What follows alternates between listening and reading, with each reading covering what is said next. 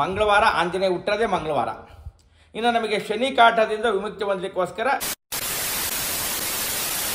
ನಾಟಿ ಹಸಿನ ಗೋಮೂತ್ರವನ್ನು ವಾರಕ್ಕೊಂದ್ಸಲ ಮನೆ ಸುತ್ತಲೂ ಕೂಡ ಹಾಕೊಂಡ್ರು ಕೂಡ ನಮಗೆ ಪರಿಹಾರ ಸಿಗ್ತಾ ಇರ್ತದೆ. ಅದೇ ರೀತಿಯಲ್ಲಿ ಯಾವುದೇ ಒಂದು ಇಲ್ಲಿ ಈ ದೇವಸ್ಥಾನಕ್ಕೆ ನಡ್ಕೊಳ್ತಕ್ಕಂಥವ್ರು ಇಲ್ಲಿ ಯಾವುದೇ ಒಂದು ಇದರಲ್ಲಿ ನಾನ್ ವೆಜ್ ತಿನ್ನೋ ಅಂಥವ್ರು ಹಲಾಲ್ ಮಾಂಸವನ್ನು ತಿನ್ನಬಾರ್ದು. ಇಲ್ಲಿನ ಒಂದು ಪದ್ಧತಿ ಅದು. ಮತ್ತು ವಿಶೇಷತೆ ಏನಪ್ಪ ಅಂತಂದರೆ ಈ ಒಂದು ನಾವು ಆಂಜನೇಯನ ಪೂಜೆ ಮಾಡೋದ್ರಿಂದ ಏನು ನೆಗೆಟಿವ್ ಎನರ್ಜಿ ಹೋಗ್ತಿರ್ತದೆ, ನೆಗೆಟಿವ್ ಎನರ್ಜಿ ಅಂದರೆ ರಿಮೂವ್ ಆದಮೇಲೆ ಸೂರ್ಯ ಸಕ್ಸಸ್ ಕೊಡ್ತಿರ್ತಾನೆ, ಸೂರ್ಯ ಜಯ ಕೊಡ್ತಿರ್ತಾನೆ. ಹೀಗಾಗಿ ನಾವು ಪ್ರತಿದಿನ ಬೆಳಗಿನ ಜಾವಕ್ಕೆ ಎದ್ದು ಸ್ನಾನ ಮಾಡಿ ಸೂರ್ಯ ನಮಸ್ಕಾರ ಮಾಡಿ, ಅಂದರೆ ನಾವು ತಾಮ್ರ ಚೊಂಬಲ್ಲಿ ನೀರು ತಗೊಂಡು ತುಳಸಿ ಗಿಡಕ್ಕೆ ಆರ್ಘ್ಯವನ್ನು ಕೊಡಬೇಕು. ತುಳಸಿ ಗಿಡಕ್ಕೆ ಅಂತಂದರೆ ಓಂ ಆದಿತ್ಯಾಯ ನಮಃ ಅಂತ ಬಿಟ್ಟು 11 ಸಲನ ಆ ಒಂದು ತುಳಸಿ ಗಿಡಕ್ಕೆ ಆ ಒಂದು ಆರ್ಘ್ಯವನ್ನು ಕೊಡೋದ್ರಿಂದ ಕೂಡ ನಮಗೆ ಪರಿಹಾರಗಳು ಬೇಗ ಪರಿಹಾರಗಳಾಗ್ತಾ ಇರ್ತದೆ. ಅದೇ ರೀತಿಯಲ್ಲಿ ನಾವು ಸೂರ್ಯನನ್ನು ಆರಾಧನೆ ಮಾಡೋದ್ರಿಂದ ಅಂದರೆ ನಮಗೆ ಆರೋಗ್ಯ ಲಭಿಸ್ತದೆ ಅಂತ ಬಿಟ್ಟು ಪುರಾಣಗಳು ಹೇಳುತ್ತಿ. ಆರೋಗ್ಯಂ ಭಾಸ್ಕರಾದಿತ್ಯತ್ ಅಂತ. ಅಂದರೆ ಅದಕ್ಕೆ ನಮಗೆ ಎಷ್ಟೋ ಸಲ ಡಾಕ್ಟರ್ಗಳ ಹತ್ರ ನಾವು ಕಾಯಿಲೆ ಬಂದಾಗ ಹೋಗ್ತಿರ್ತೀವಿ. ಡಾಕ್ಟರ್ಗಳು ಏನು ಮಾಡ್ತಾರೆ, ಬೆಳಗ್ಗೆ ಸಂಜೆ ಬಿಸಿಲಲ್ಲಿ ವಾಕ್ ಮಾಡಿರಿ ಅಂತಿರ್ತಾರೆ. ಯಾಕೆಂದರೆ ಸೂರ್ಯನಿಂದ ಡಿ ವಿಟಮಿನ್ ಸಿಗುತ್ತೆ ಅಂತ ಅಂತೇಳಿ ಅದು ಪ್ರೂವ್ ಆಗಿದೆ. ಹೀಗಾಗಿ ನಮಗೆ ಆರೋಗ್ಯ ಕೊಡೋನೇ ಸೂರ್ಯ. ಆರೋಗ್ಯ ನಮಗೆ ಹೆಲ್ತ್ ಈಸ್ ವೆಲ್ತ್ ಅಂತ ನಾವು ಕೇಳಿದ್ದೀವಿ. ಯಾಕೆಂದರೆ ಆರೋಗ್ಯ ಬೇಕು ಅಂತಂದರೆ ನಾವು ಬೆಳಗಿನ ಜಾವಕ್ಕೆ ಅಂದರೆ ಬ್ರಾಹ್ಮಿ ಮುಹೂರ್ತದಲ್ಲಿ ನಾವು ಎದ್ದೊಳ್ಬೇಕು. ಅಂದರೆ ಸೂರ್ಯ ಹುಟ್ಟವಾಗ ಯಾರು ಮಲಗಿರ್ತಾರೆ ಅವ್ರಿಗೆ ಅಷ್ಟೇ ಆರೋಗ್ಯ ಇರಲ್ಲ. ಹಂಗಾಗಿ ಸೂರ್ಯ ಹುಟ್ಟವಾಗ ಯಾವಾಗಲೂ ಕೂಡ ನಾವು ಎದ್ದಿರಬೇಕು. ಹಾಗಾಗಿ ನಮಗೆ ಆರೋಗ್ಯ, ಆಯುಷು, ಐಶ್ವರ್ಯ ಎಲ್ಲ ಕೂಡ ಸಿಗುತ್ತೆ ನಾವು ಬ್ರಾಹ್ಮಿ ಮುಹೂರ್ತದಲ್ಲಿ ಎದ್ದು ಸ್ನಾನ ಮಾಡಿ ಸೂರ್ಯ ನಮಸ್ಕಾರ ಮಾಡೋದ್ರಿಂದ. ಸುಮ್ಮನೆ ಇದೇನಿದು ಅರಕೆಗಳು? ಇದು ಅರಕೆ ಬರೆದಾಗ್ದಂಥವ್ರು ಅರಕೆ ಕಾಯಿಗಳನ್ನು ಕಟ್ಟಿ ಹೋಗ್ತಾ ಇರ್ತಾರೆ. ಅಂದರೆ ನಾವು ಪುರಾಣಗಳು ಏನು ಹೇಳುತ್ತೆ ಅಂತಂದರೆ ಈ ಒಂದು ಪೂರ್ಣ ಫಲವನ್ನು ಅಂದರೆ ತೆಂಗಿನಕಾಯಿಯನ್ನು ದಾನ ಮಾಡೋದ್ರಿಂದ ನಮಗೆ ಬೇಗ ಫಲಗಳು ಸಿಗುತ್ತೆ ಅಂತ ಬಿಟ್ಟು ಹೇಳುತ್ತೆ. ಹೀಗಾಗಿ ಆ ಪುರಾಣಗಳಲ್ಲಿ ಉಲ್ಲೇಖ ಆಗಿರೋ ರೀತಿಯಲ್ಲಿ ಅವ್ರಿಗೆ ಮಾಡ್ತಿರ್ತಾರೆ ತೆಂಗಿನಕಾಯಿಯನ್ನು ಅಂದರೆ ಹರಕೆ ಕಾಯಿಯನ್ನು ಕಟ್ಟೋಗ್ತಾ ಇರ್ತಾರೆ.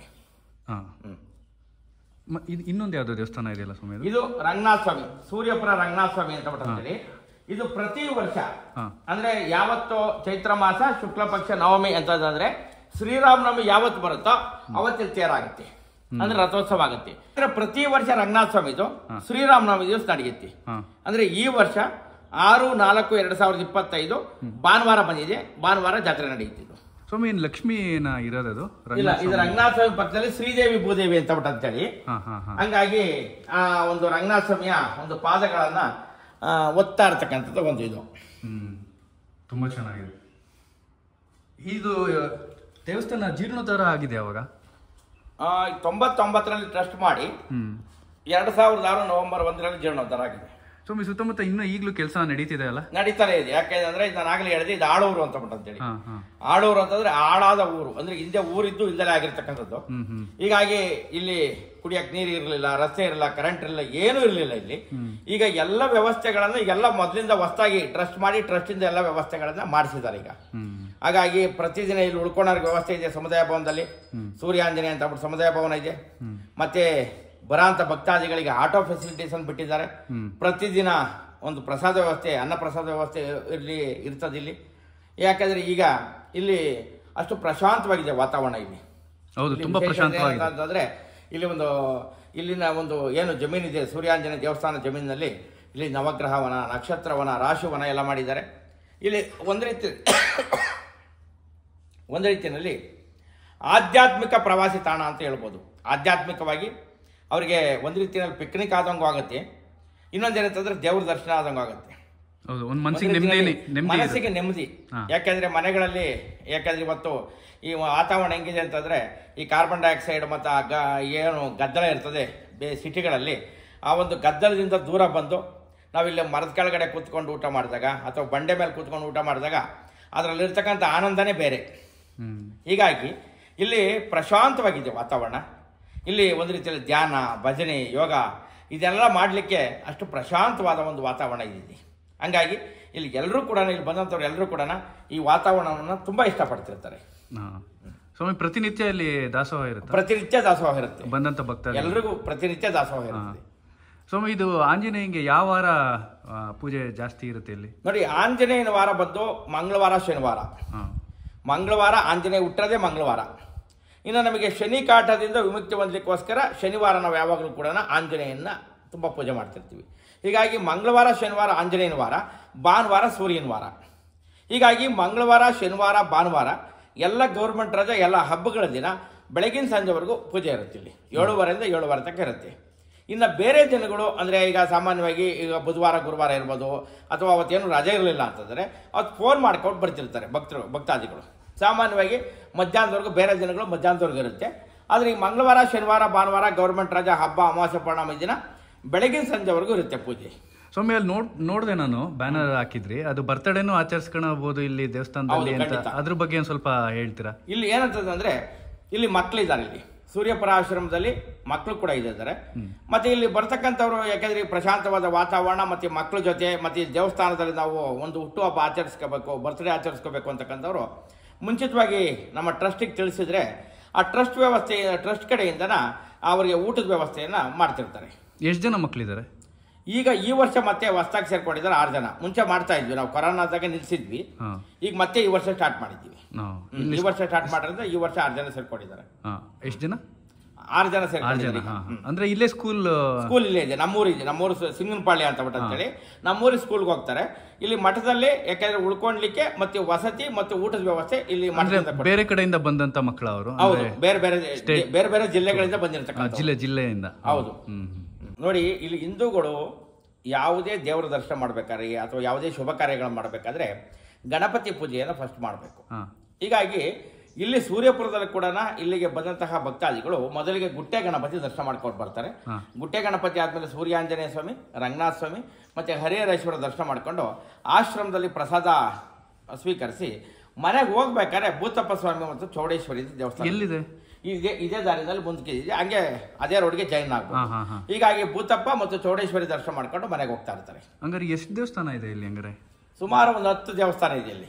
ಯಾಕಂದ್ರೆ ಇದು ಹಿಂದೆ ಊರಿದ್ದಲ್ವ, ಇದು ಆಳೂರು, ಇದು ಹಳೆ ಊರಿದು. ಈ ಊರ ಹೆಸರೇ ಆಳೂರು ಅಂತನಾ? ಅಲ್ಲ, ಇದು ಸೂರ್ಯಪುರ ಅಂತ. ಇನ್ನೊಂದು ಹೆಸರು ರಾಯಪುರ ಅಂತ. ರಾಯಪುರ. ಮತ್ತೆ ಇಲ್ಲಿಗೆ ಬರ್ಬೇಕು ಅಂದ್ರೆ ಅಡ್ರೆಸ್ ತಿಳಿಸಿ. ಇಲ್ಲಿ ಇದು ಸೂರ್ಯಪುರ ಬಂದು ಕೋಳಾಲ ಹೋಬಳಿ, ಕೊರಟಗೆರೆ ತಾಲೂಕು, ತುಮಕೂರು ಜಿಲ್ಲೆ. ಫಸ್ಟ್ ನಾವು ಊಡಿಗೆರೆ ಮಾರ್ಗ ಬರಬೇಕು ಅಂತಂದ್ರೆ ವೆಹಿಕಲ್ಗಳಲ್ಲಿ ಬರ್ತಕ್ಕಂಥವ್ರು, ಬೆಂಗಳೂರು ಕಡೆಯಿಂದ ಬರೋಂಥವ್ರು ತುಮಕೂರು ರೋಡಲ್ಲಿ ಬಂದ್ರೆ ದಾವಸ್ಪೇಟೆ ಅಂತ ಸಿಗುತ್ತೆ. ದಾವಸ್ಪೇಟೆಯಲ್ಲಿ ಬಲಗಡೆ ತಗೊಂಡ್ರೆ ಊಡಿಗೆರೆ ಸಿಗುತ್ತೆ. ಊಡಿಗೆರೆಯಿಂದ ಬಲಗಡೆ ತಗೊಂಡ್ರೆ ಕೋಳಾಲ ಕ್ರಾಸ್ ಮೇಲೆ ಸೂರ್ಯಪುರಕ್ಕೆ ತಲುಪೋದು.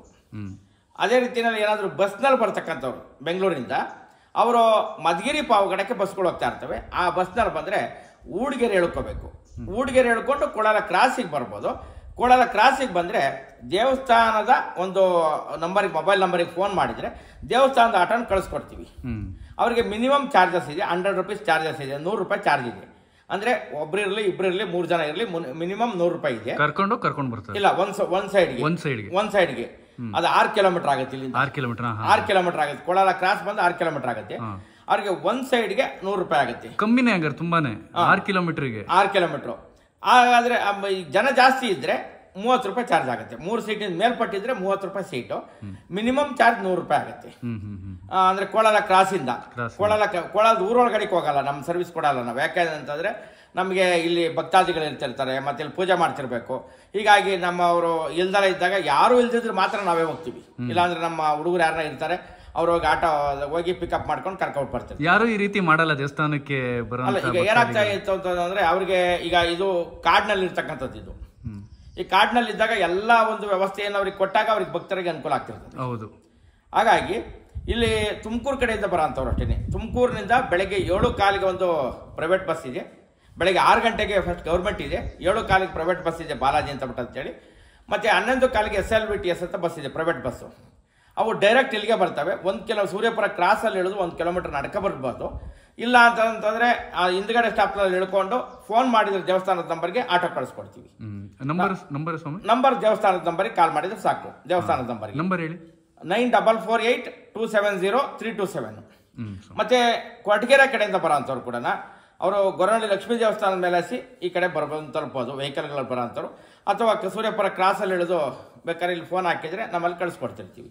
ಈಗ ದೊಡ್ಡಬಳ್ಳಾಪುರ ಕಡೆಯಿಂದ ಬರೋಂಥವ್ರು ಅಷ್ಟೇ, ಚಿಕ್ಕಬೆಳವಂಗ್ಲ ಅಂತ ಬರುತ್ತೆ, ಅಲ್ಲಿ ಬಲಗಡೆ ತಗೊಂಡ್ರೆ ಕೋಳಾದ್ಮೇಲೆ ಇಲ್ಲಿ ಬಂದು ತಲುಪಬಹುದು. ಹೀಗೆ ಅವ್ರಿಗೆ ಎಲ್ಲ ಫೆಸಿಲಿಟೀಸನ್ನು, ಅಂದರೆ ಅವ್ರಿಗೆ ಯಾವುದೇ ರೀತಿಯ ಒಂದು ಅನಾನುಕೂಲ ಆಗಬಾರ್ದು ಅನ್ನೋ ದೃಷ್ಟಿಯಿಂದ ದೇವಸ್ಥಾನದ ವತಿಯಿಂದ ಆಟೋ ಬಿಟ್ಟಿದ್ದಾರೆ. ನಮಸ್ತೆ ಸ್ವಾಮಿ. ನಮಸ್ತೆ.